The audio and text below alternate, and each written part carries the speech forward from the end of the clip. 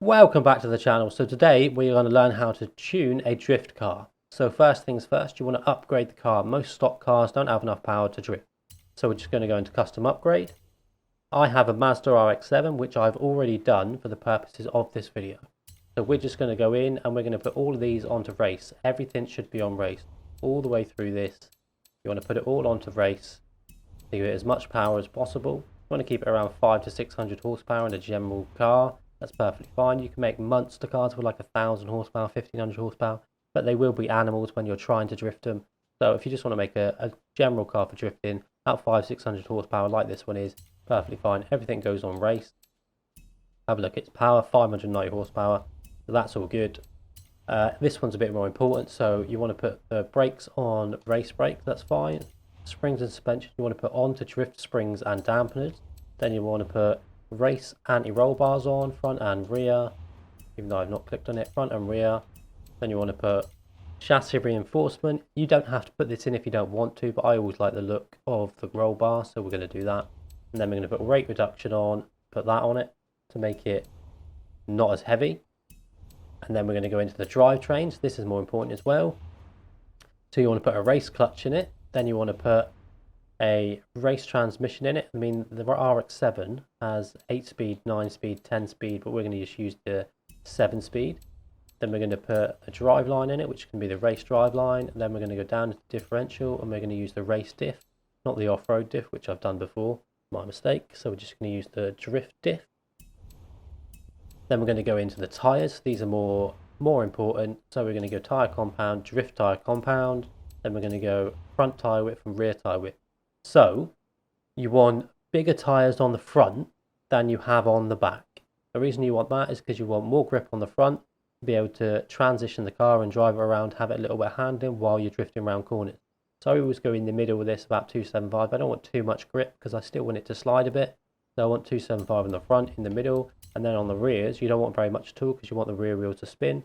You have massive tyres like down here. The car's just not going to spin up, which means you're not going to drift, so it's going to be no use. So I always go with 255 or 275, around that. I never stick with stock. I want to have a little bit more grip because I want it to push the car forward. I don't want it to be just sat on the spot spinning the wheels.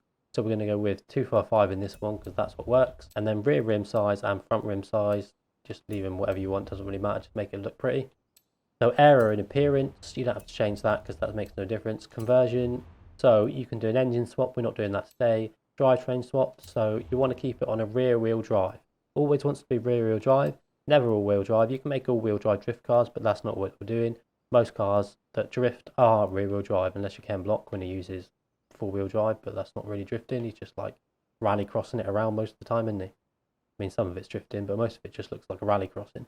So in a real drift car, it's always a rear wheel drive. That's what we're doing. And then we're going to go to turbo. So we've got the single turbo on to give it 590 horsepower. That's fine. And we've got the body kit on to give it the looks. Yeah, you don't have to. You can have it stock if you want and have it as sleeper, but not really. You can use this one. So that is the upgrade part of making a drift car. That's the easy part. The hard part is the tuning. Tuning the drift car is a lot harder than just chucking all the parts on. So I've already got a tune on it. We're just going to go through it. So tyres, PSI means how much air is in the tyre. So on the front, you want less air in the tyre to give it more contact of the tyre on the floor, which means you have better handling on the front tyres. So I always keep this around 24 to 25. And then on the rear, I always use 32, around 32 to 34 is my base point for the rear. Depends what tyre width you use, but the tyre width we use around 34 to 32. The reason we do that is because I want more air in the back tyres to give it less contact on the floor, to make them spin up easier. So gearing is next.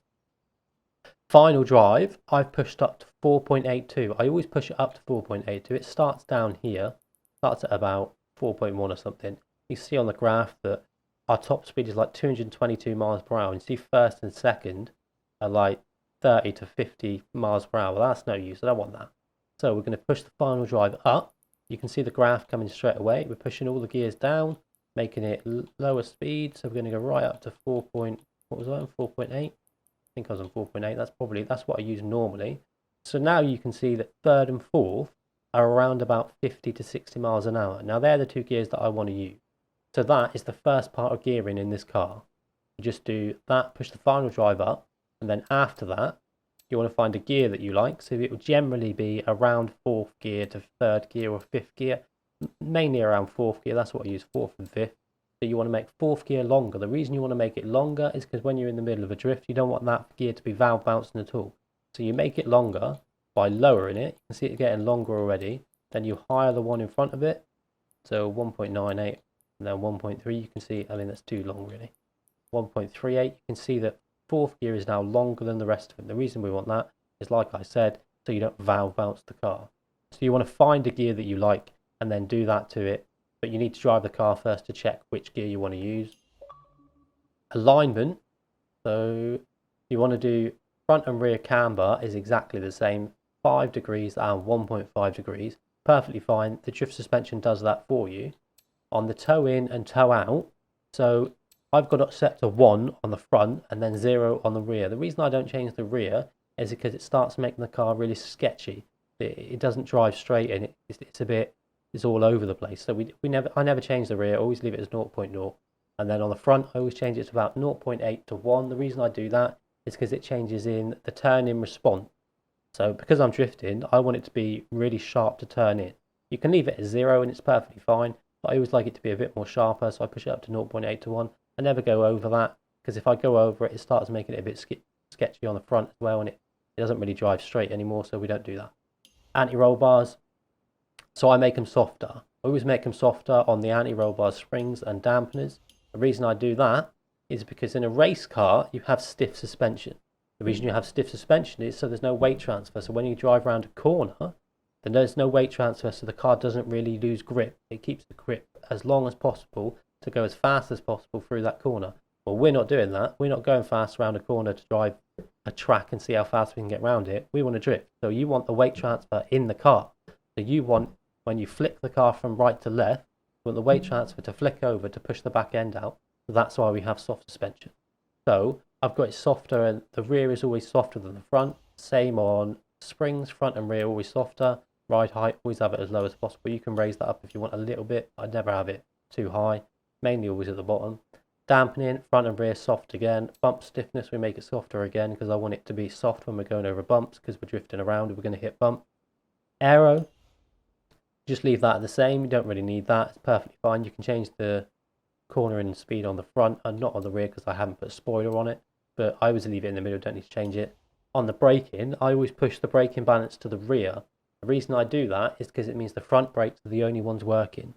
So when the front brakes are the only ones working, in the middle of a drift, I can press the brake and it will slow the car down. If I have it in the middle and I press the brake, it will kill the power at the back wheels, which will just kill the drift straight away. So I always push it up to 0% on the rear, all the way to the rear, which means the front brakes are working. I don't know why it means on the rear and then the front brakes work. I don't know how that gets work. You'd think you'd have to push it all the way to the front for the front brakes to work, but there you go.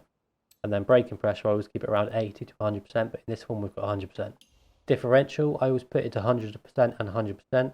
What this does is it locks the diff.